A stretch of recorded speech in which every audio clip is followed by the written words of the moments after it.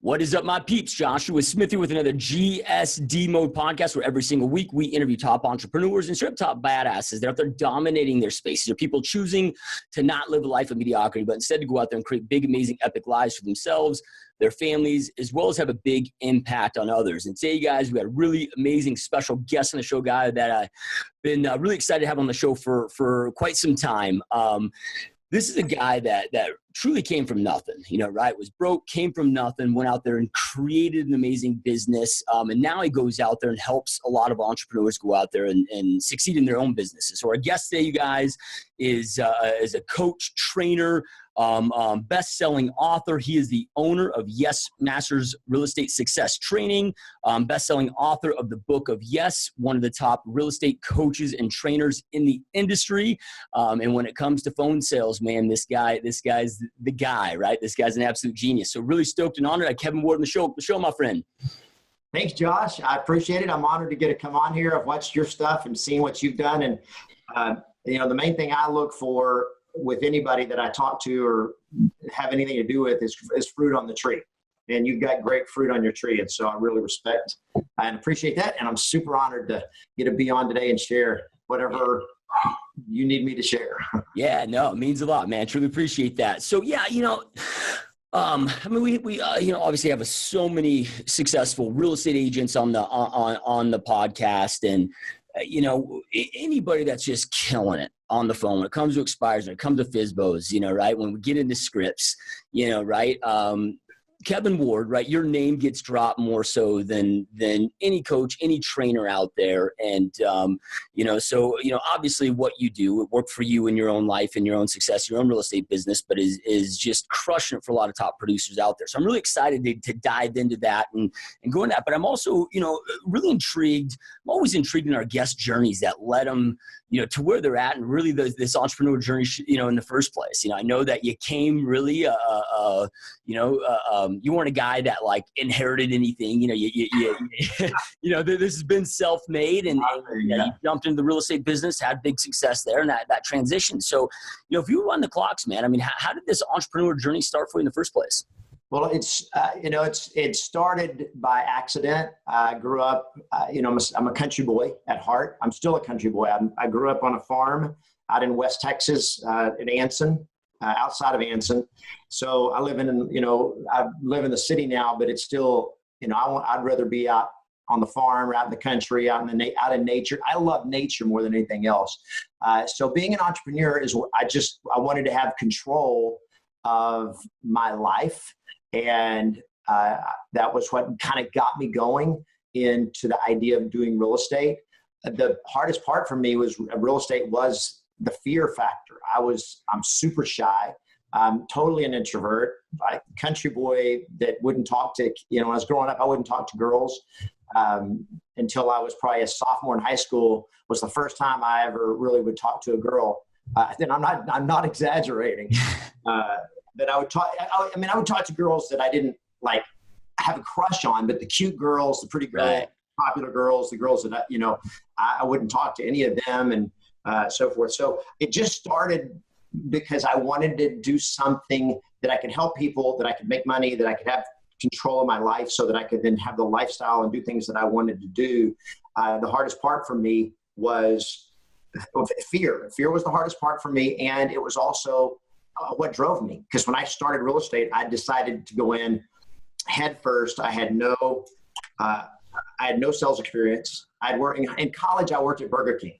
So that was my only sales experience. So I had no sales experience. I lived in Vernon, Texas, which is a town of 12,000 people. I moved to Dallas-Fort Worth in Texas, where I did my business for 10 years.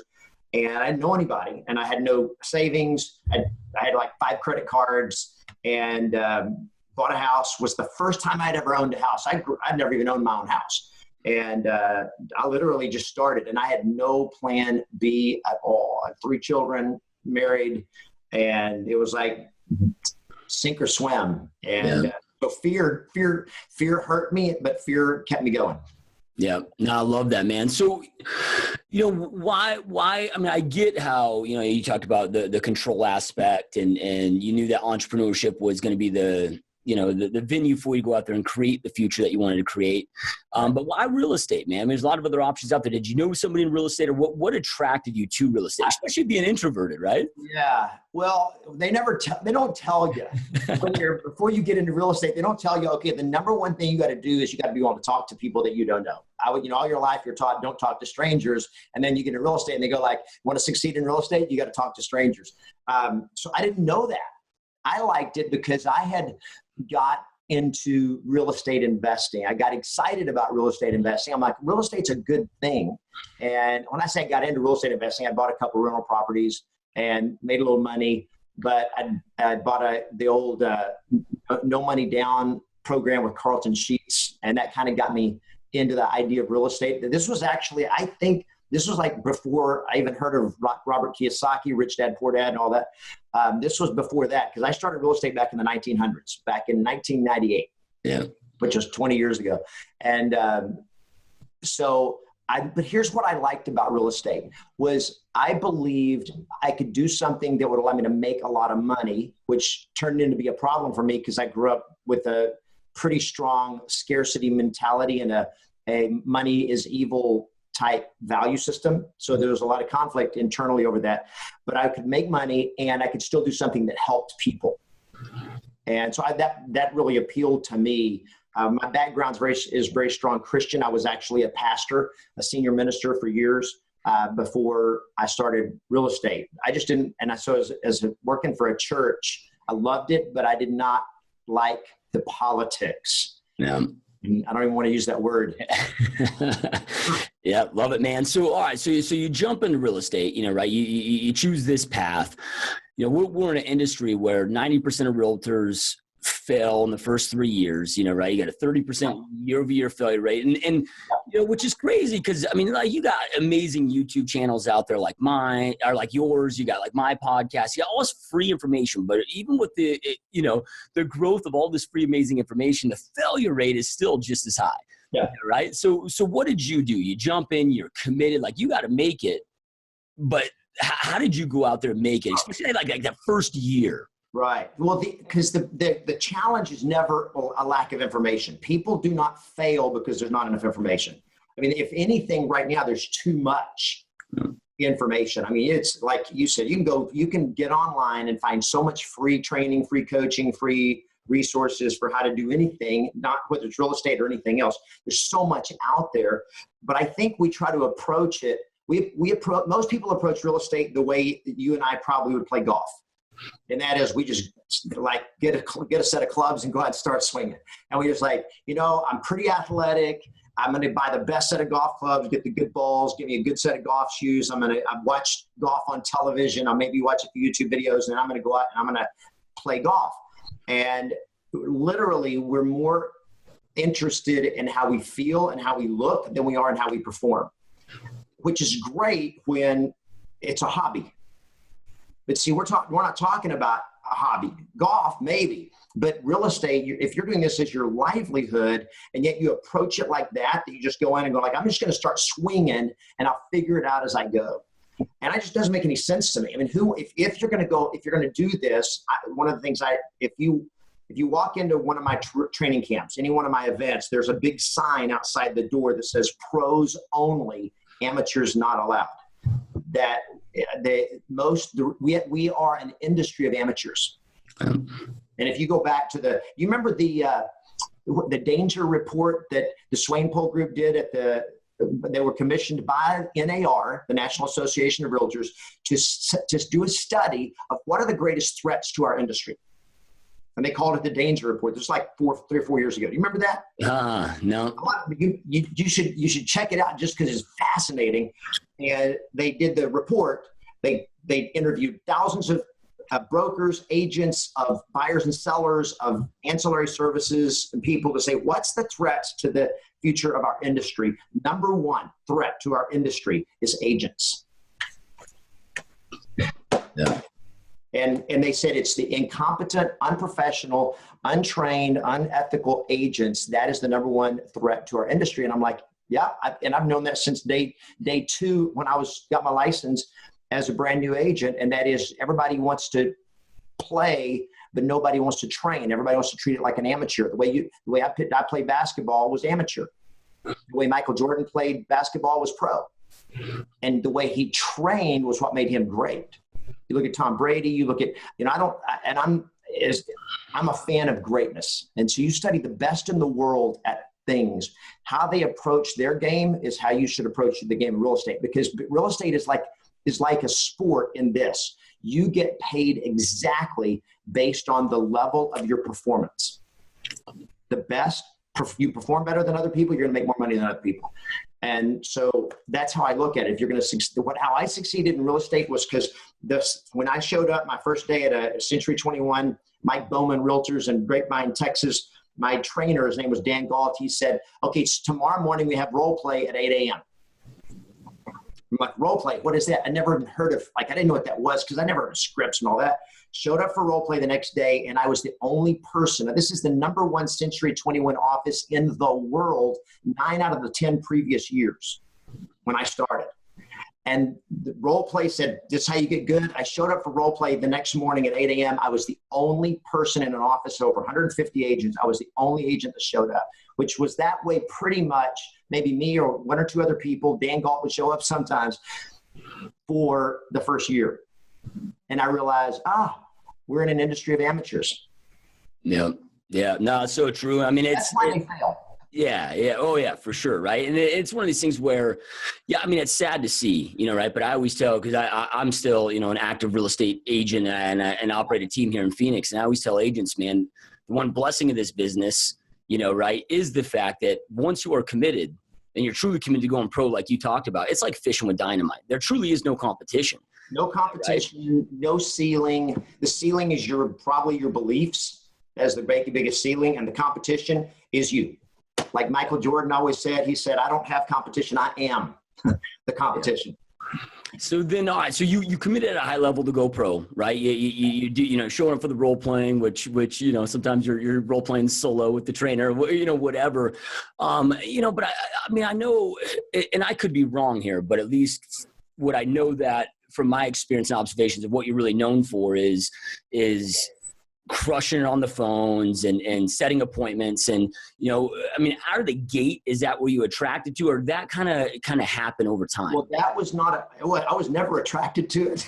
I was afraid. Okay. I was afraid of, losing my house that I had just bought. I was afraid of not paying the bills. I was afraid of failure. I had to make money. And so I came in, Dan Galt said, okay, here's what you do. Get on the phone and start calling people.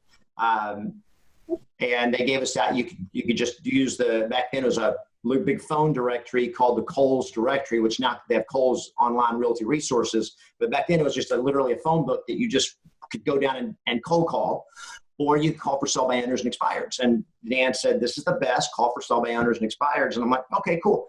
I did it. I hated it from day one. I didn't hate doing it. I hated the fear. I hated people telling me no. One of the reasons that I think I mastered scripts was two reasons. And I talk about this in my book. Number one is because I hated being told no. I hated it so bad. That's why I wouldn't talk to girls when I was in high school, because I didn't want to get told, I did not want rejection. I got rejected when I was in 6th grade by Lisa Ramirez, who was like the girl of my dreams before Julie, my wife. And I was like, I'd hate rejection. So I hated it so bad. I'm like, I'm going to figure out how to talk to people in a way that they can't say yes to me and that they don't want to say yes to me. Now, that was that was an entire career journey that I'm still mastering. I have not actually made a prospecting call in years now, because I do this, I coach and train. But I am better now than I ever was when I was actually selling real estate, because I still train and practice every day. Yeah. Because if I'm going to coach agents to be the best, I'm going to be the best. But anyway, I hated the fear. The other thing I hated, and that I hated, was the BS. And when they gave me scripts that were just like, that's so much, it's crap. It's like, if the seller knew what you were really thinking, and I'm trying to get my foot in the door, and I'm like, by telling them that, you're BSing people. So I hated that. So I'm like, I'm going to figure out how to get yes without the BS. And that became my mission was, I'm going to crack the code here of how do you do that? Because I really liked people and I cared about people and I didn't want to feel like I was BSing people. And then, let me come see your house, see if I have a buyer for it. When I knew I didn't have a buyer, and then I walk in, they go like, well, bring me a buyer. And I'm like, well, your house doesn't fit for any of my buyers that I don't have. Yeah. I didn't like that. I didn't like the way I felt as a human being. And I'm like, I don't want to go there. Now, and I used all the crap because I didn't know any better. They told us you got to do it. And I'm like, okay. But I knew there was a better way. And to this day, I'm like, the agents that I work with now and people that follow my stuff, you learn real quick. You don't need all the crap that's out there, all the BS scripts. And the reason, here's why we use BS. It's easier. It's easier. Yeah. That's why. You remember one of my favorite mentors of all time was Yoda, a Jedi master. And one time Luke Skywalker asked him, and I don't remember which movie it was in, he said, is the dark side more powerful? And Yoda said, no, but it's easier. Yeah. It's easier to let anger control you. It's easier to go down the path of deception and all of that. It's an easier path because it's based on shortcuts. And mastery, which is what I believe in, what I train, and that's what you represent, is harder. Everybody's looking for the shortcut, the magic pill, the perfect thing that I can do that doesn't require pain, that doesn't require sacrifice, that doesn't require effort, that doesn't require me talking to people that I don't know where I can get a possibility of a no. Look, I don't care how you generate your leads. At some point, you got to talk to them. And if you don't know how to talk to them, what to say and how to say it in a way that it makes them feel confident, you're not going to win in this business at a high level. Yeah, love it. Couldn't agree more, man. And then, at some point in your career, as you said, like you got away from the BS. You learned how to be truthful and lead more of a place of contribution. At that point, then, did you get to a point where you did enjoy it? Right as you mastered it and got so good at it, did you get to a point where you start to enjoy it? It's kind of like you never get to where you enjoy being treated, where people treat you like a jerk, where they, I never enjoyed people being mad at me. I never enjoyed annoying people, and all that. But here's what I believe. And this is what made me be willing to face the pain was I believed every expired listing out there, every seller that had their house listed before and didn't sell it, I believed they needed me. Now they didn't want me, right? I went to the dentist yesterday. I have a tooth that's bothering me. And I'm like, so I'm going to go to the dentist. So I went, they x-rayed it, checked it on, and said, it's fine. You probably just grinded your teeth at night or something. Anyway, I did not want to go to the dentist. I do not want a dentist, but I need a dentist when my mouth hurts, right? I believe it's that way with real estate agents. There's never been a seller ever created on the planet that wanted an agent. Right. But they need us. They need a professional. They need somebody that knows how to get them a better result. So they don't want me, but they need me. Same with for sale by owners. I've never met a for sale by owner that wanted an agent, right? They want a result. And if I can get them a better result, then I got something to talk to them about. And I'm willing to confront the resistance that I know I'm going to have to break through. I'm willing to deal with that because on the other side of that, I'm going to love the result of what I get to do for them, and they're going to love me. Yeah. And if they don't want my help and so forth, then that's not my person. I can't, it's kind of like asking a girl that you're attracted to a girl. If you're single, ask her out and she says no. Okay, well, that's not her, no matter what. So I'm going to move on. But if I'm going to ask because I got to go through that pain to have the potential of being able to get what I want. Yeah. Yeah. It's like, yeah, it's like I'm a health buff, as I can tell you are as well. And I always say, man, I'm never excited to go to the gym, right? Now I never regret going, and I love the fulfillment I get from being in good shape and having health. But man, I hate eating chicken breasts and broccoli. I hate going to the gym, right? But doing that creates so much fulfillment, right? That the payoff is there, right? So, yeah. I just took up ultra running. Trail running. Oh, wow. Yep. 5 months.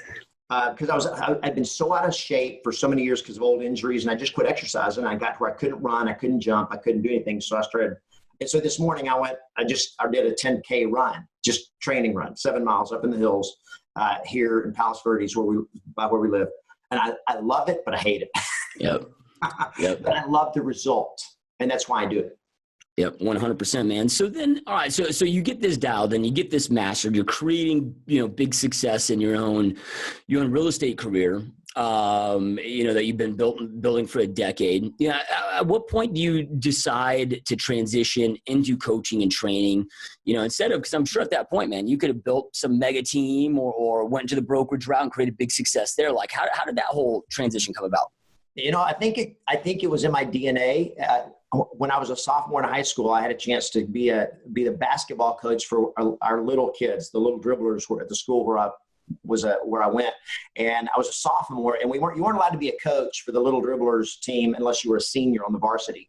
Well, I was a sophomore. I'd never even been on varsity, and I was a sophomore, but they needed a good coach, and I was pretty much a shoe-in to be a starter the next year of varsity. And so Coach Milson asked me if I wanted to coach it. And I'm like, okay. So there was a lot of pushback on me coaching these 4th, 5th, and 6th graders because I wasn't worthy. I was too young.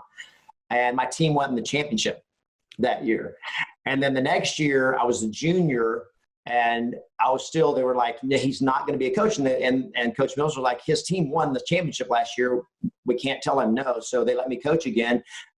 You get a brand new team, and my team lost the first 2 games. They sucked. I didn't have any good athletes, but we still won the championship because I learned how to train and coach people. And so I think my parents were both school teachers. And I think part of that was it just inside of me I discovered that when I would teach people or train, even from little kids, whatever, that I had a way of helping people get it. And so like even my second month in real estate, I was already, when they had the new agent training, I was still in the new agent training, but when it came to certain parts of it, Dan would say, Kevin, you want to teach this? So it just was always kind of there. Like I loved it, and it was very fulfilling to me to help people succeed. So it was just kind of a natural progression for me. I tried management, like going into management, because I enjoyed the training better than I enjoyed the prospecting and selling. I just loved it more. But there was no money in it. Yeah. So there's no money in it. And I went back into a job. I was actually an employee, and I hated it. And so it's like, I got to, at some point I decided, you know what, I got to do this. By the way, this is my second time to start a coaching company. First time I started a coaching company was back in 2008, and I quit because I got scared. Yeah. Yeah. My life pattern was I would always let fear stop me. That by itself was one of the biggest transitions in my life, was when I learned to never let fear stop me.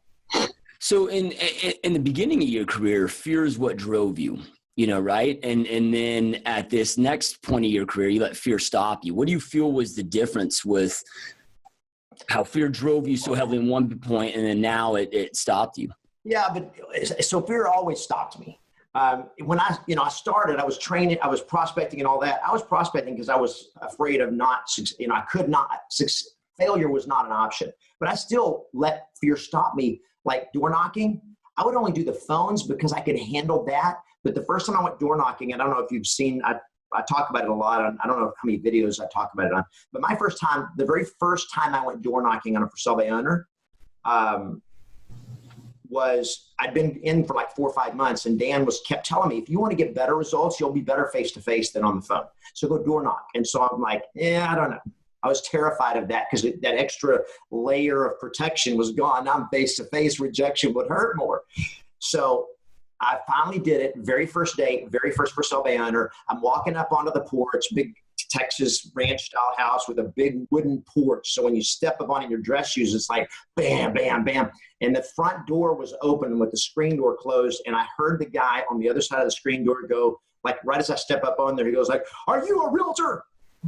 And I don't have any memory of what happened next, except that he said, "Then get the blank off my porch." And he yelled, and I don't remember. I literally have no memory of what happened next. But when I came to, I was in my car. Yeah. And it so rattled me that I did not knock on another door for years. So fear did stop me. Fear stopped me over and over and over and over again. Fear stopped me in my life. It stopped me in my relationships. It just stopped me more times than I can tell you. And there just came a day that I had a breakthrough moment when I went skydiving for love, if you want to hear about that story, that I said, I'll never let fear stop me again. And that was the turning point. Yeah. Yeah. And it was a few months after that when I launched my coaching company, and I knew I would never let my fear stop me. And if fear doesn't, listen, here's the thing, and you know this, and this is probably the message to agents that are struggling. Fear is probably the only thing that can stop you. At some level, whatever stops us, it's that we are afraid of something. And if you can learn to pursue your dreams, pursue your goals, and stay true to your commitments and never let the fear stop you, in this industry, there's nothing else that can stop you. Even when the market turned, it was fear that killed people. They didn't want to, they were spoiled, and they didn't want to, they didn't want to make the changes because it was uncomfortable. So even that to me is an element of fear. Yeah. Well, what's so cool about it? I mean, I haven't heard, these stories, or you share these stories before, and, people that might see on your YouTube channel and other things out there, a lot of people see that kind of stuff and they're like, he doesn't get it. He can't relate with me, right? But then when you learn that you were an introvert, you had, you suffered with massive fear, right? Cause it's the number one thing when I talk to agents of like, they know, like we can break down the path to a deal, right? Like here's how many dials, here's how many conversations, here's how many appointments set, here's your goals, here's what you want to create, here's all the numbers, right? And I can even then give you the contacts. You just got to get on the phone and do the work. And that fear, that call reluctance, whatever you want to call it, man, it just stifles so much success out there. So from your personal experience, as well as now coaching and training, thousands of agents on this stuff all over the planet, how do agents overcome that fear of call reluctance that is so just real in people? Yeah. Well, there are two, this is one of those things, it's much easier said than done. And you'll hear people say that, well, that's a lot easier said than done. And I'm like, of course it's easier said than done. Everything is easier said than it is to do it. It's easier to say it than it is to do it. So yes, here's the thing. You got to decide what you want to do, and then you have to do it. And you have to know that whatever resistance that you have to deal with, you have to deal with. And whether your resistance is fear or it's a lack of, it's like, I don't know what to do, or I don't have the ability, you got to figure it out and be willing to push through the resistance. One of the biggest challenges that I see when I'm dealing, especially with millennials, is that they're so afraid. They're so smart. They're smart. They're talented. They've got so much of an edge because they know technology. And one of the things I love about millennials is they want to make a difference.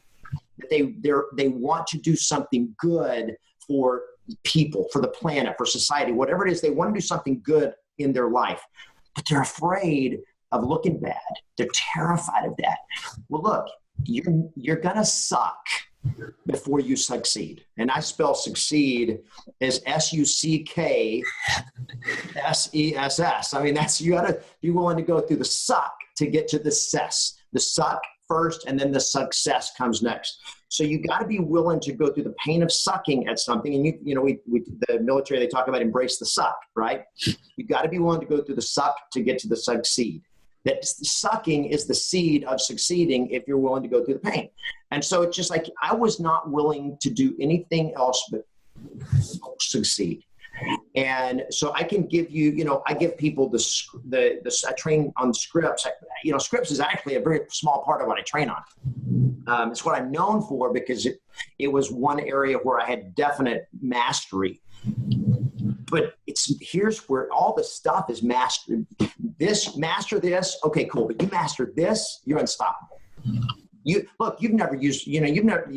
probably haven't ever memorized a single one of my scripts, and I don't know if your team uses it or not, but it doesn't matter, right? This is not the magic. I believe these are the best scripts on the planet, but good scripts will work with anyone when they master they master talking to people, they master the perseverance and willing to go through the thing. So you just have to commit to do it. So here's the two things that I would say is one, decide what you want.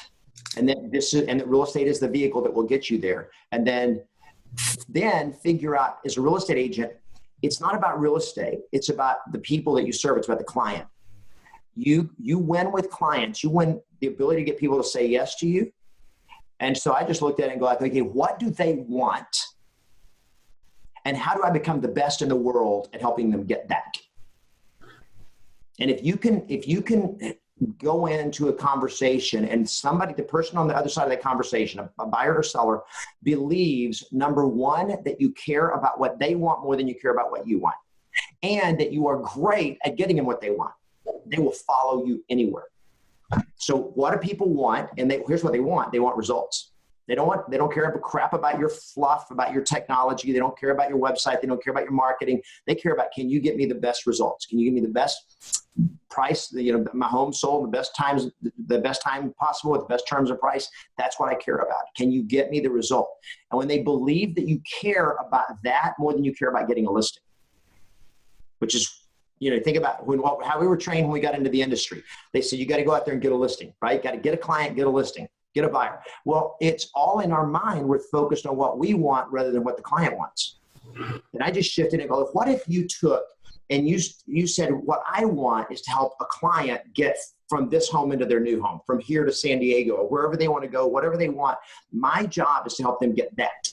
And if that's more important to me than what I want, then I no longer go in and get a listing. I go in and inspire a seller to hire me to help them get what they want. And that shift of my focus is no longer on what I want, it's on what they want. When I do, if I do a webcast, I'm thinking, this is how I prepare for a webcast. How can I help these agents that are going to be watching this? How can I help them succeed and make more money and have a better life? Because if they can, and I believe you can see it in people's eyes when they're in it for the money. Yeah. You know what I mean? There's a different vibe. There's a different look in their eyes. And when people believe that you're just in it for the money, they're not going to trust you. They don't feel safe. They resist you, even if you're good. So when people look at you and they listen to you and they watch you and they go like, I think he really cares about me, they will follow you. They'll give you money. They'll give you whatever it is that they need to get what you can help them get. So I focus on that as a coach. It's like, my goal is I want their success more than I want their money. You look at a seller and go like, I want to help this person get from this house to the next house, or whatever their goal is. I want to help them do that in the best way possible. If that's your number one commitment and you're great at actually delivering that, you're unbeatable. Yeah. Yeah, I couldn't agree more. There's that saying out there that you give enough people what they want, you're going to get what you want, right? And leading from that place of contribution. And and real estate, we call it commission breath, right? And from miles away, man. So agents that might be listening to this right now, like, okay, I can grasp that, and I can understand that when I get face to face, with the seller buyer at the consultation, right, I'm good with that connection and good with making sure that they understand that their needs come before the commission check and leading from a place of contribution. Yep. But what I think a lot of people struggle with is, how do you relay that to them to even get to the table, right? Because they don't know you from Adam, right? And how do you relay that somewhat to even get that opportunity to meet with them? Yeah. And so one of my favorite approaches in life is having as the power of a straightforward communication. Now, think about it this way, and this is why I'm so anti-BS. And can I tell you what I mean by BS? Yeah. I mean, people ask, how can I tell if a script is BS or an approach is BS? And here's how you can tell. If the seller really knew what you were doing when you asked them that question, or what your intention was, or what you were saying about that back at the office, then it's BS. So the idea of, for example, the idea of, I may have a buyer for your house. If you don't have a buyer, I don't if he knew, that seller knew that you were only using that as a tactic to get into his front door, he would be pissed off, right? So to me, you don't need that. If I could help you guys get your home sold and get you the results you want, would that be good for you? That's the conversation. So when you go in with that conversation and you're straightforward, one. Number two, then the conversation that you're having is never about you, it's about them. So when you set a listing appointment, you do a pre-qualifying, right? You pre-qualify them before you ask some questions to get some information to find about their situation, their motivation, and so forth. We'll make that conversation about them, not about you. And they start feeling, okay, this guy's interested in me. And so you've got to be interested. And it shows in your conversation. And when you get out there, now, so here was my first script I was taught to say when I walked in. This was my introduction. I'm so excited about listing your house. So that was the first thing. Well, how many sellers are excited about you listing their house? Yeah, none. None. Because they're thinking, oh crap, here's a guy who just wants to get a listing, right? The very first thing we tell them, and we didn't, so I didn't have any idea what I was saying was actually causing them to go, woo. That resistance. I call them resistance triggers, things that we say that actually cause them to resist you and we don't even know. So now in the conversation, when you walk in the door, the first thing is you greet them and say, hey, are you excited about getting into your new home? So now to make the whole conversation is not about me, not about listing their house. They don't want to do that, but they are excited about moving. They're excited about getting into their new home or getting on with their life or whatever their motivation is. That's the conversation. And then when we sit down and we start talking, during the first 5 or 10 minutes of the conversation, one of the things that we tell them is, look, I am not interested in just getting a listing. I'm very interested in helping you guys get to San Diego because that's what you want, right? And so the conversation, and this is all part of a script, when you master it, it just doesn't come across like a script. People never even know you're using a script when you master it. But the conversation is, I'm letting them know in a straightforward conversation, I am not here just to get a listing. I am here to help you guys get to the next phase or stage in your life, to the next property or whatever. Because that's what you want, right? They're going to say, sure. Great. Then you know what? We are on the same page. And right there, if you've executed it well, they hear and sense, and it's straightforward. We're on the same page. The moment that they believe that you are on their side, not on your side, then all their resistance drops. Because most sellers, when you walk in, especially if you're competing or like if it's for sale by owner or expired, they are very skeptical and they believe that you're just there for yourself. And as long as they believe that you're there for you, they literally feel adversarial towards you. It's like, I'm protecting myself from you as a realtor because you're just out trying to tell me whatever you want, what it's going to take to get me to sign a listing agreement. So I know what you're here for. And as long as they believe that that's the case, they're going to resist you. The moment they believe different and they really believe that you're on the same side, then their resistance goes away. And so I train that not only in the way, what you say, but in your physicality, the way you communicate with your body language, with the look in your eye. And if you're faking it, it ain't going to be powerful. You can fake it a little bit for a while, but it's going to show up. And so that's, to me, the most important thing is getting them there. And then just the conversation is about what they want, not about what I want. We never talk about listing the house. We only talk about moving. We only talk about getting them from here to their new property or here to wherever they're relocating or whatever. If it's a divorce situation, we only talk about helping them be able to get this handled so you can move on with your life. Because that's what they want. So when I ask them to hire me, then the question is, do you have any questions before you're ready to let me help you make this move happen and get into your new home?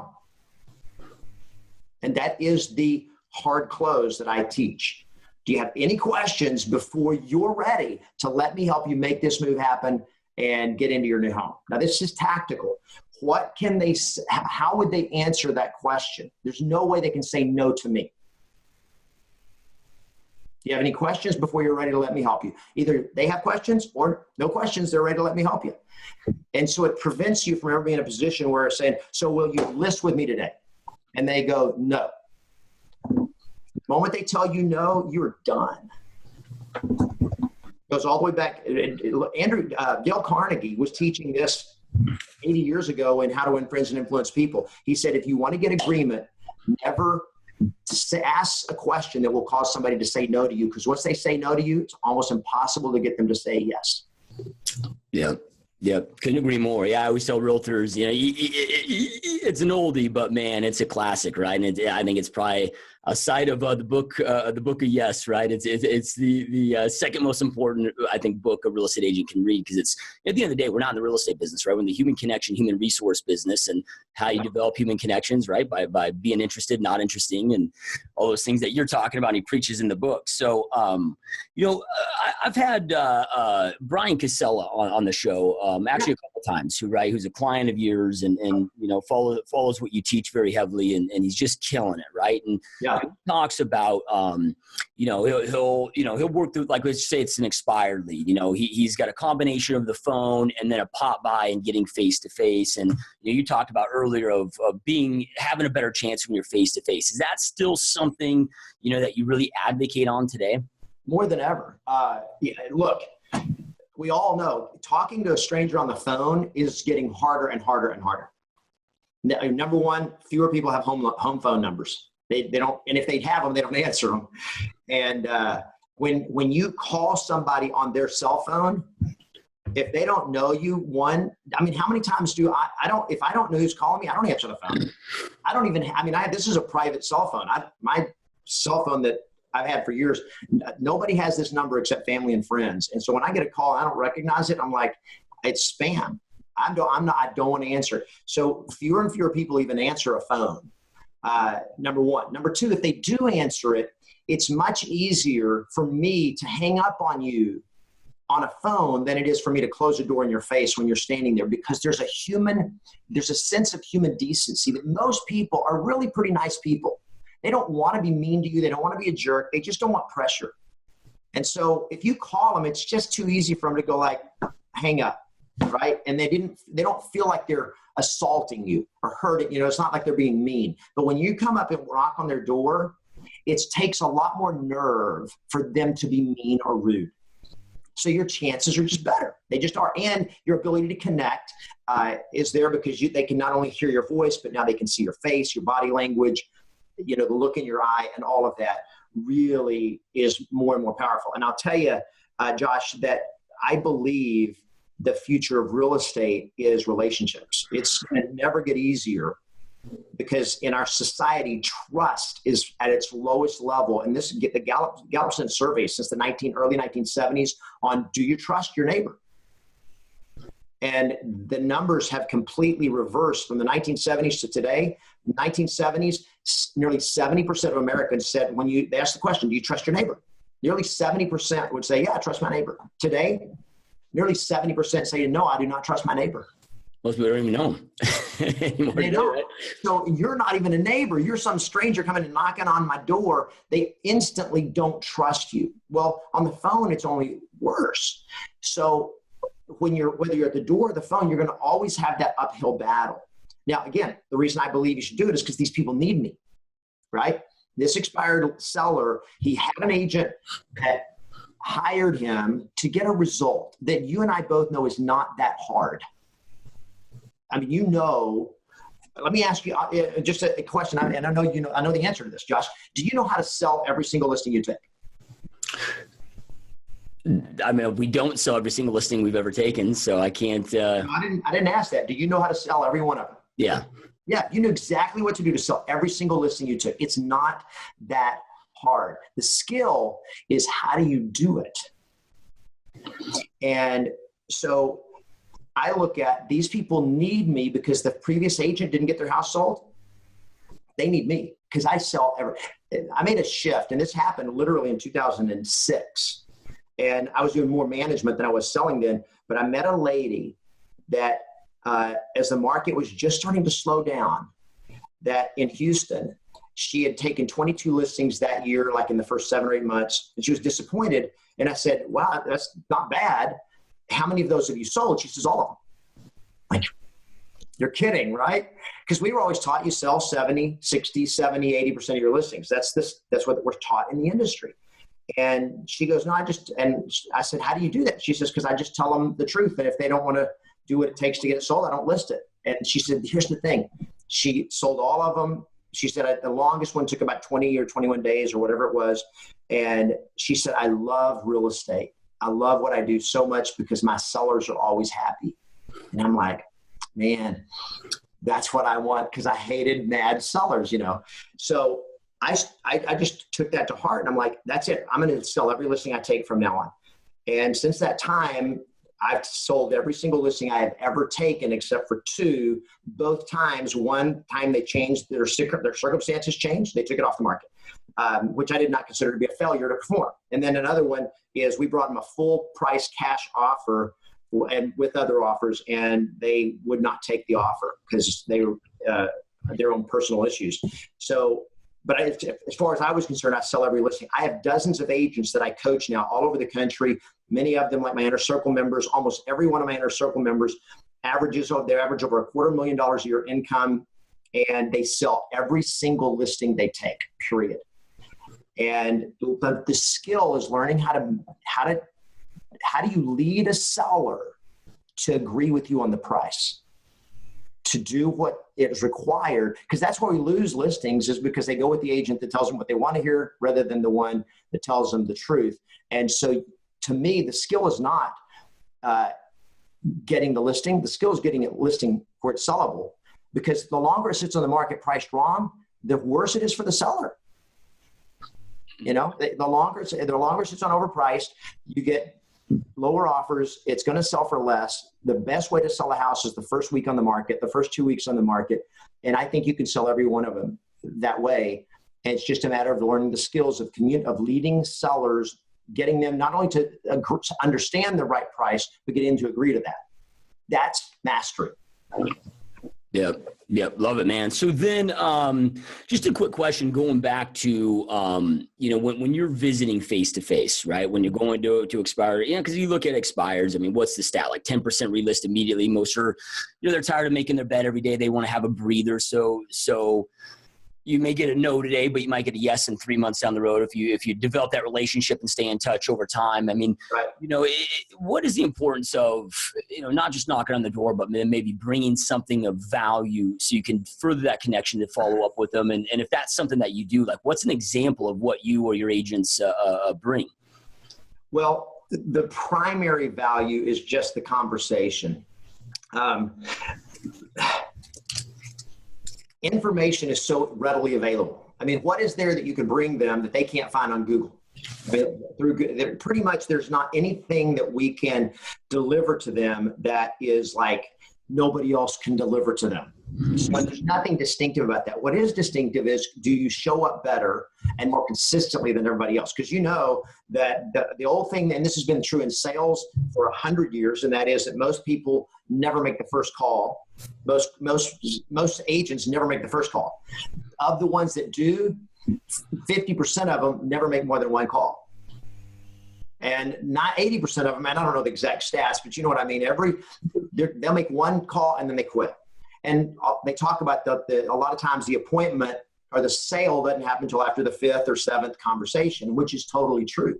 So one is just being consistent and understanding that the anger or the frustration that seller is feeling toward me is not about me. It's just their situation. And if I will continue that relationship and just continue to reach out to them, and you don't need to pressure people. You just need to be present, and you need to let them see I'm here to help you.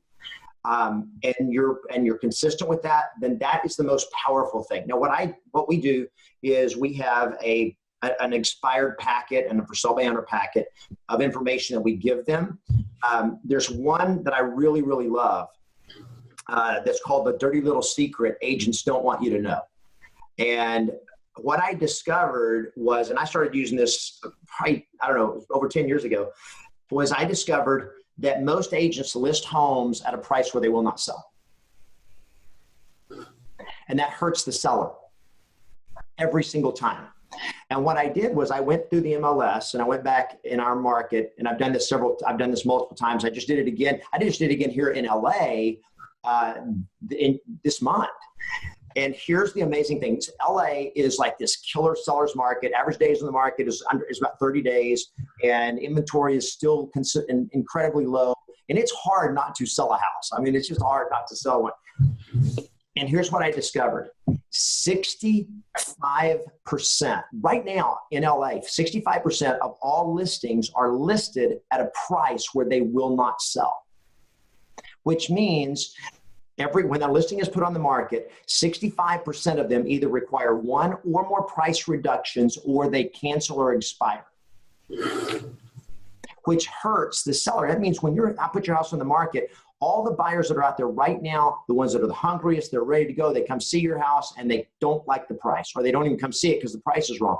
When you overprice a house, you lose the opportunity to sell a house when it's fresh on the market, get the multiple offers, the bidding war going, and all of that. That is how sellers sell a house for less. So the dirty little secret that most agents don't want you to know is that they're probably going to list your house where it won't sell. And that hurts you. So be wary of the agent that tells you what you want to hear on the price rather than what you need to hear. And then that becomes a part of the information that you deliver to them that really separates you, that says, I don't do that. I only help sellers get top dollar for their house. And the way I do that is because I don't sell at list it where it will not sell. I know exactly what to do to get your house to sell and to get it to sell for top dollar, and I will guarantee it. And so I really highly recommend that every agent, if you're a pro, that you have a guaranteed sell. If you're an amateur, don't do it because you're going to be screwed. But if you're a pro, it means you know how to deliver a result. And so I think that is, I think if you can't offer a 100% guarantee to a client, your ability to establish credibility with somebody that you don't know is going to be very, very difficult. I'll say one other thing that I think is helpful, and that is having a page on your website that you can send people to that has the testimonials of, and especially video testimonials of past satisfied clients. And especially like it's an expired, if you can send them to a page and say, here, check this out. And it's got maybe some resources, but it's got 3 or 4 videos of expired sellers that were just like them who hired you and they got a different result. There is nothing that gives you a better credibility than video testimonials from somebody else, because they don't believe you when you tell them you're great. But when somebody else says that you're great, they'll believe that because that person, that seller, has been in their shoes. So video testimonials, way underrated. I think it's one of the most important marketing techniques, marketing strategies in the industry. And agents are terrified of doing video. And I get that, but you got to do that. And it's nothing more powerful than having great video testimonials. Yeah, I heard a statistic the other day. 82% of the consumers out there weigh a testimonial as heavily as they do a friend or family referral. Absolutely. So it's just getting stronger and stronger. Yeah, it's the power of third-party credibility. Whether it's their friend or a stranger that they're like, why would this stranger lie? I believe the stranger because the stranger's been in my shoes. So yeah, you're absolutely right. They will trust a video testimonial almost as much as they'll trust a friend or a family referral. Totally true. Now talk to us about the, one thing that I see so many agents don't do, right? Even when they're doing the work, man. I mean, the vast majority of agents that I ever meet never track consistently to truly know their numbers, truly know the effort. And, kind of elaborate on the importance of, okay, you can know your scripts, you can be taking the action, but having that tracking component with it, aligned with it. Yeah, that's a great question and so important. In professional sports, when we watch a game, football, basketball, baseball, whatever it is, the commentators give us statistics nonstop, right? So we're like, wow, that's cool statistics. Well, here's the truth. That professional sports athletes and teams do not track their statistics for us.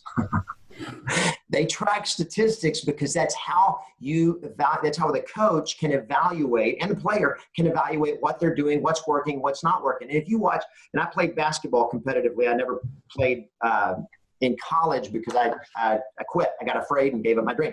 But that's a different story. But they track every shot that you take. They track where it is taken from on the court. How much of it? How many shots do you take? Not only in the 3 second in the lane, in the 3 second zone. How many do you take under the basket? 3 point, 2 point. Where are they? Layups, dunks, whatever. Which side of the court do you take them from? And what is your percentage of field goals made and missed at every different spot on the court? And so the coach can look at it and go like, okay, so Josh makes more shots when he drives the left side of the lane than he does when he goes to the right. So what do we want to do? We want to position the plays where he always gets the ball and he goes to the left because he's better that way. But if they didn't track the numbers, they don't know what's working, what's not working, and so forth. So just as important as in athletics is your performance. It is in real estate. What are you doing? If you don't track your numbers, you don't really even know what you're doing. You think you know, but our memory is faulty. And numbers do not lie. So when you track your numbers, how much time am I spending every day in lead generation? How many people am I actually talking to? How many leads am I generating? How many appointments am I setting? How many of those appointments are canceling or converting? How many am I attending? How many then am I actually listing? How many of those listings are selling? All of those, if you're not tracking the numbers, when I call for sale by owners, when I call expireds, and when I do like random calling or whatever, which one gets me the best results? And if you don't track your numbers, you don't know. So I don't know if, as a coach, I can't tell you what you're doing that's working, what's not working. If I can see your numbers, you track all your numbers, then I can see what you're really doing and what you're not doing. I can see, you actually prospected four days last month. That's not going to work, right? Well, I'm trying. Well, 4 days ain't, it's not enough. So, but then we lie to ourselves. So tracking your numbers, telling yourself the truth. One of my personal codes of conduct is tell yourself the truth. Because we don't. It's hard. And tracking the numbers will help you do that. So if you are serious about being great in real estate and you're not tracking your numbers, you're an amateur. Pros track their numbers. Amateurs don't. Yeah. Couldn't agree more, man. I mean, the path is in the math. And what I love about real estate is it sucks getting started because everything that you do now today, you don't see the fruits for maybe 4 months. But once you get momentum going and you have an established business, I mean, it's the best business to be in because, dude, I always know exactly what my future looks like. I always know what my next, quarter looks like based on exactly what's taking place today, I mean, I don't really know of any other industry that you can foresight the next 4 months like we're able to in this space. I don't know what other industries there would be that you could do that, but I know that of the ones that are out there, I like this one the best. Compare it to mortgage. You could do mortgage and it's kind of the same, but nobody gets excited about buying a mortgage. Everybody wants a house, and I'm like, I would hate to sell mortgages because I'm dealing with something that nobody wants. People want a house, nobody wants a mortgage. So you're trying to sell people something they don't want. Now they have to have them and they need them and all that. And also if you're going to sell something, you can sell nice suits or you can sell houses. Houses, you make a lot more money. Commissions are a lot bigger. So I think I think real estate is the best career path on the planet. To have an income and a lifestyle of your dreams. I just don't see anything out there that's better, that's predictable, that's duplicatable, that works anywhere, anytime. Just the best. Yeah, couldn't agree more, man. So talk to us about the book, right? Because you, it's I don't know, been about a year now that you. 2 years. Okay. So, what led to you, deciding to make the decision to write this book and publish this content that was proprietary to your private clients. And then now you've got all this amazing content that people can get for what, $20? What led to it? And then kind of talk to us, those that maybe haven't heard of the book or read the book. Talk to us about the book, what they can expect, where they can get it. So thank you for asking. These were my scripts. I was coached. I believe very strongly in the power of coaching. I just look at what's the difference between pros and amateurs. And if you take athletics or performing arts and you look at what do the best in the world do and what do the rest do? And the best, there are things they do different than everybody else. And one is they have coaches. They train in mastery. They believe that championships are planned. They're not accidental. They have game books. They have a playbook. They have game plans and all of that. So I think all of that matters. So this, for me, this is the playbook. These are my scripts that I created. These are heavily influenced by other people that have come along in real estate that created scripts long before I did. When I first started real estate, I got into Mike Ferry. To me, Mike Ferry is the godfather of real estate coaching, period, end of story. I mean, he just is the godfather. And he did for this industry probably as much as any coach ever.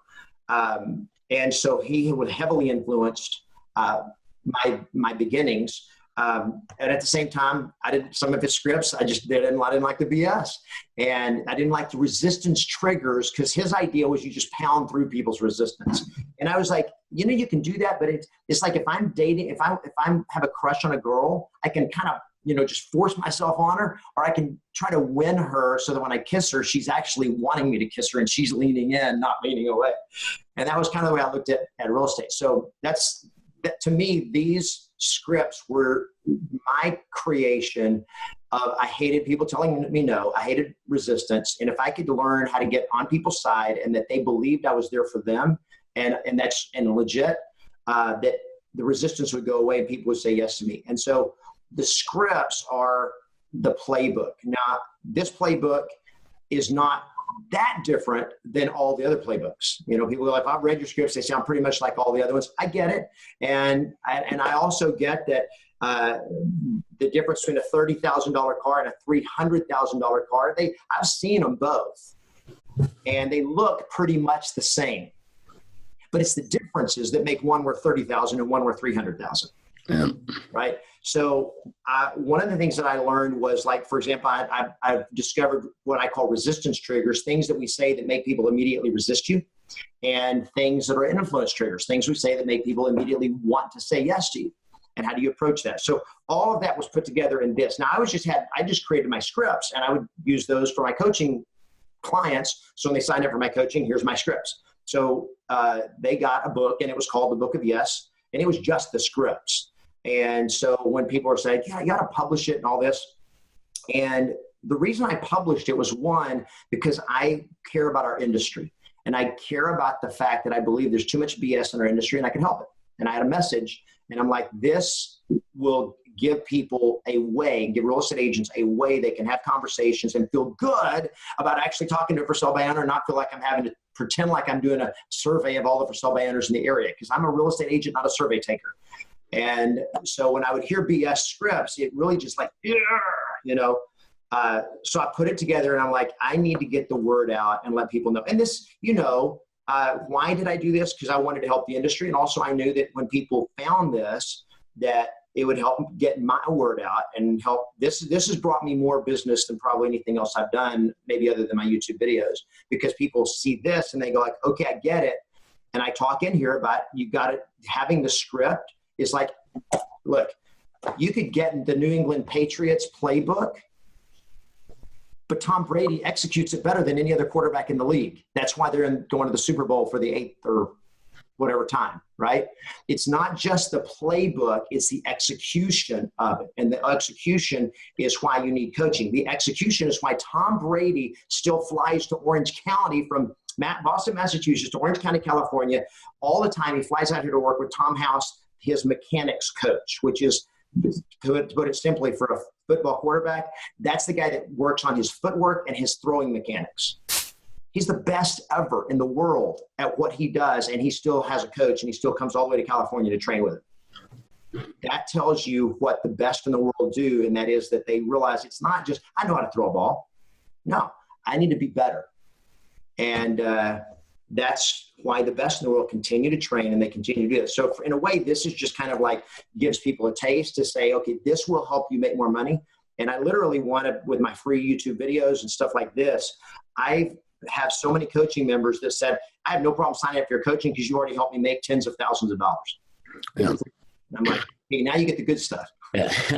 Love it. So speaking of that, I mean, one thing I love about you, and not to say that a coach that's never done it can't be powerful, right? And help others, but I've just found in my life, I've spent an insane amount of money on coaches, and I've just found I'm not taking the risk. I only go to those that have done it, that have proved it themselves, that have built it themselves, that I'm going to go get advice from, right? Just the dudes. And you're one of these guys that is a doer. You built a successful business. You're not coming from a place of theory like so many, quote unquote gurus out there. So if somebody's listening to this, man, and they're really resonating with your style and what you're saying, and they do want to learn more about your coaching, kind of talk to us about what different programs you offer. Is it, just one-on-one, or do you have just kind of give us a quick overview of that, as well as the best place to get in touch with you and learn more about that as well. Yeah, thank you. I appreciate that. Let me tell you two things. One is we actually created a page for your people. We actually give away the top scripts out of this. We sometimes give them away for free. So can I give a website? Yeah, it'd be awesome. Love it, man. So if you guys want to get some free, that's what I call the top scripts from the Book of Yes. So it's not all the scripts, but it's the top ones. And it's a bunch of scripts. You can go to yesmasters.com/GSD free. So we created that just for Josh Smith's peeps. And go to GSD, so yesmasters.com/GSD free. And you can download a bunch of the free scripts from this book. And there's also a link there if you want to buy a copy of the book. It's it's like buy it from Amazon. If you don't like it, you can send it back and so forth. But I promise you, if you're willing to get this, use it, and master the stuff in it, it will make you money, and you'll enjoy it. You'll like yourself better if you've been using BS scripts. So that's that. On the coaching, yesmasters.com is our website. And we do live training events. This year I'm doing 2 main 3-day training camps that they can find out about on the Yes Master site. One is called Double Your Listing Power. Training camps coming up in March 12th through the 14th here in Los Angeles. What I tell agents, 3 days with me, it will change your life. It's that, and it's 100% money back guarantee. I tell you, if it's not the best training you've ever had in your life, then just come tell us and we'll give you 100% of your money back. They can go to yesmasters.com, click on events, and it'll give you the details on that. Coaching, I have my entry-level coaching is called Mastery Coaching. It's a group coaching program.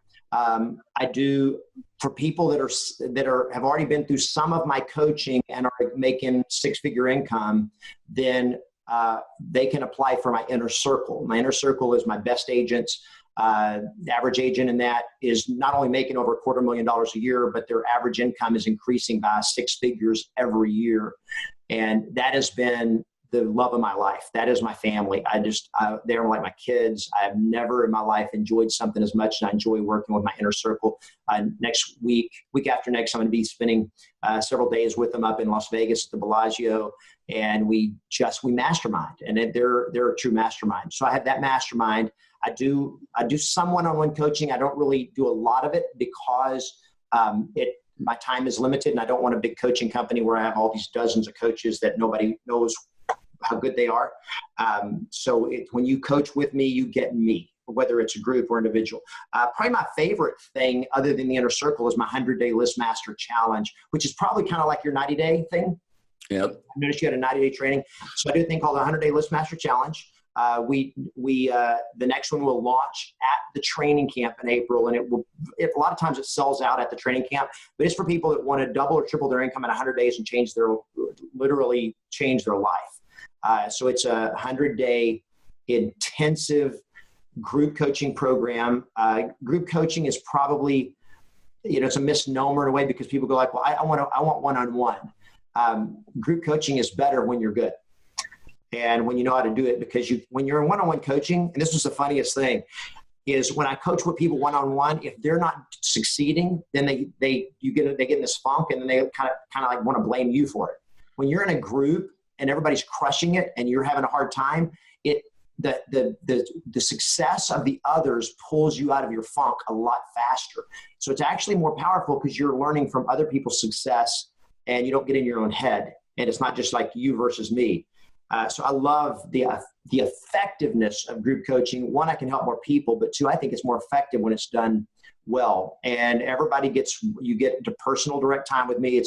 Our coaching calls are just like this. It's live, interactive. They're on video. I'm on video. They can ask questions, and I'm coaching them and training them. They're learning from each other. And so forth. And that's my 100-day List Master Challenge. That is very limited in enrollment because I only do it this year. I'm probably only going to do it 2 times this year, and it will sell out quickly. But it's hard. I tell people, if you've never been in the military, it will be the hardest thing you've ever done in your life. If you've been through boot camp, it will be similar to that without the sweat, without the beatings. But it is harder than most real estate agents are willing to work. But you want the results fast. We compress time, and you can get 2 to 3 years of growth and experience and success in literally 100 days. So it's been really awesome. We've had so many people that have come in and increased their income by 100,000 in 100 days. We don't guarantee that because I can't guarantee what you're going to do, but it's pretty awesome. So we've got those are my 3 main coaching programs. So they can find out about them on the website, yesmasters.com. They can also find out, like, how's my coaching different? Why should you coach with me and all that? And I recommend more than one coach. Yeah. I have like 6, my wife and I probably have 6 coaches that we pay every month. Yeah. In different areas. I have one primary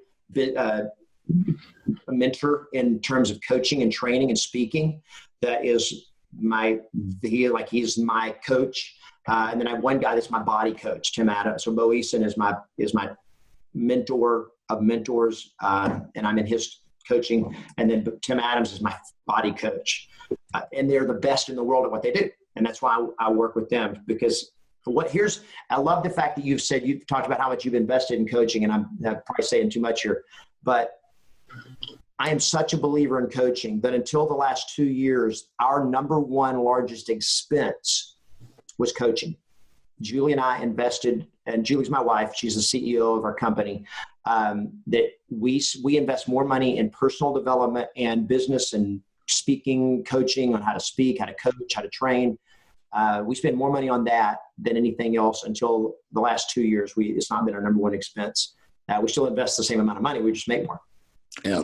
Yeah. And I, those that are watching, listen to the podcast, hear me talk about this all the time, but I couldn't agree more. 2017, right on my P&L is just over 120 grand personally that I invested in coaches. And I'm just like you, right? I've got a personal peak performance coach for every aspect of my life. I got health coaches. I've got, I got a recruiting leadership coach. I've got different coaches for different aspects. My real estate. The ROI that you get in your self-development, it's unmatched. Yeah. Yeah, we put about 6 figures. We put 6 figures in our coaching. Of our coaching. We invest 6 figures in our coaching every month. My most expensive coach, people ask that, is Tim Adams. He's he's an elite performance trainer, and he trains professional athletes. And I believe that my body is so important. It's my number one tool as a coach, trainer, speaker on stage. I need to be able to perform, and he charges $5,000 a month.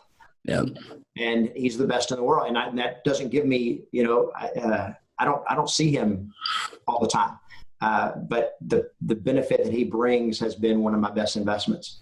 Yeah, it's crazy the mindset some people have, man. I heard a stat that this isn't just for real estate, but only 5% of all entrepreneurs will ever invest into their self-development and education, whether it's a course or a coach. And people want to go out there and make $1 million, but they're like, oh, dude, I can't.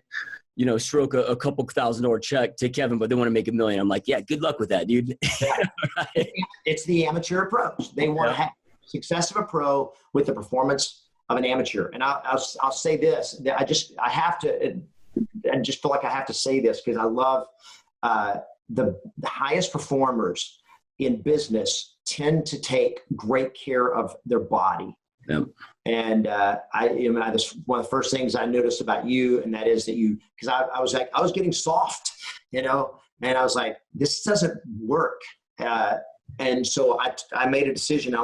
This was from mentors that, to me, if you're going to perform at your best, you need to be, even as a speaker, as a business person, as a real estate agent, you need to be in peak athletic condition if you want to be powerful in a listing presentation, because people look at you and subconsciously they go like this, may not think this, but they're going like, this person doesn't take care of themselves. How can I trust them to take care of me? Yeah. Yeah. Incongruent. Yeah. Yeah. I mean, being, half of my businesses are in the health and fitness industry, and I own a supplement company, and I'm I didn't know that. Yeah. You're speaking my language, man. But those, we had a top realtor on the podcast about a year ago named Santiago. He's out of LA. I don't know what his exact numbers were 2017, but they were exceeding 2016, but 2016, right? And it's like him and an assistant. So it's not a mega team like mine, 350 million a year in gross volume sales. And when I asked him, I'm like, dude, like what is the difference? Like, how do you go out there and produce at this level and crush these listing presentations? And he was like, health, right? He's got such like before his big listing appointments, he's got a strategic routine, how much he sleeps. He's like, nobody can match my energy. And that's like, everybody else can market the home the same way, but nobody can match my energy. And that's why my sellers are attracted to me. It's crazy. When people come to my training camp, they think they're getting trained on real estate. I'm training them on life.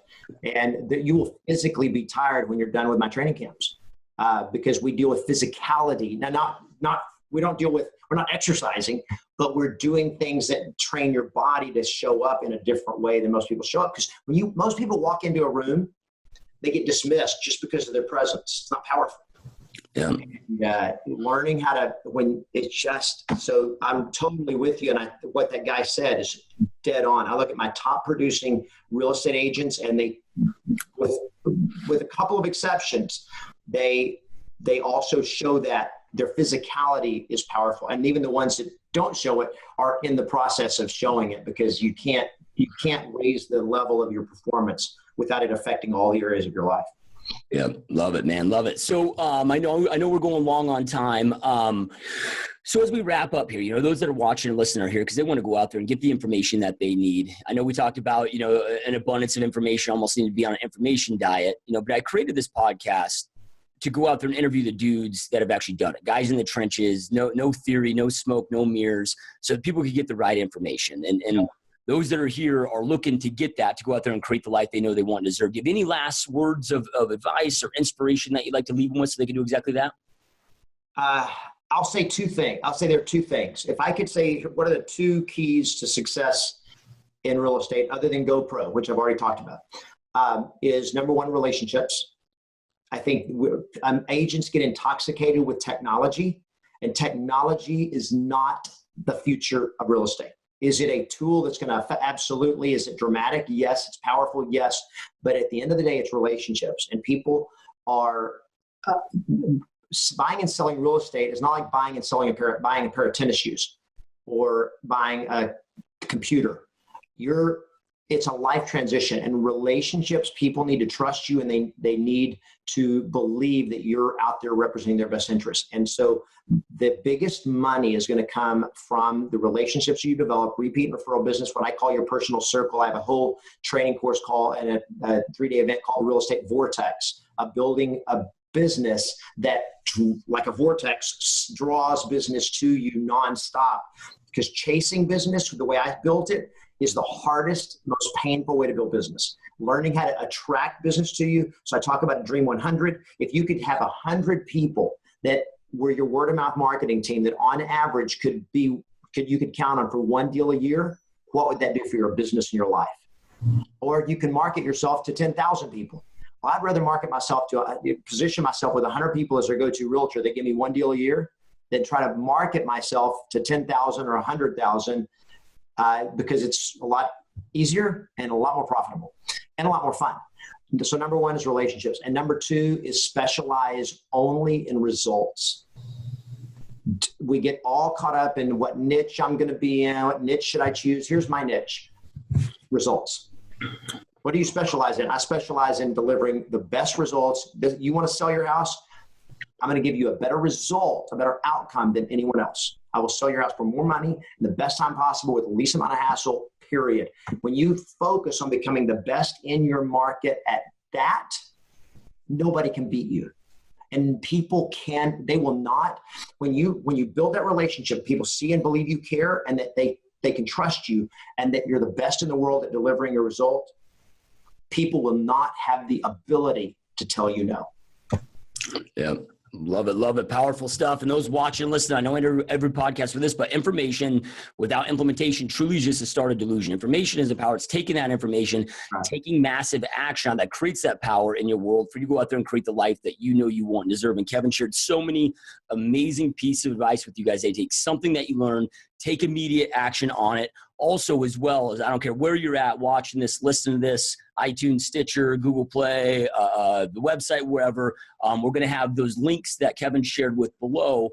So go take action on that as well. We got yesmasters.com/GSD free, which you get his top scripts for free, right? So if you don't all take advantage of that right now, what's wrong with you? Right? Jump on there, take advantage of that.